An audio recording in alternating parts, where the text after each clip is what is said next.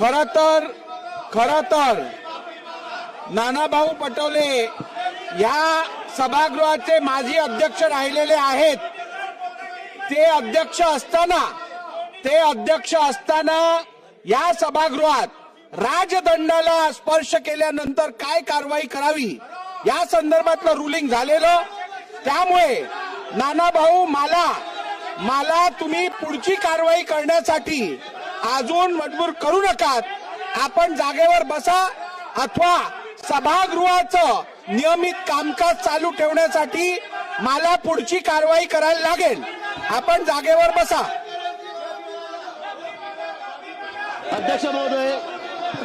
अध्यक्ष महोदय,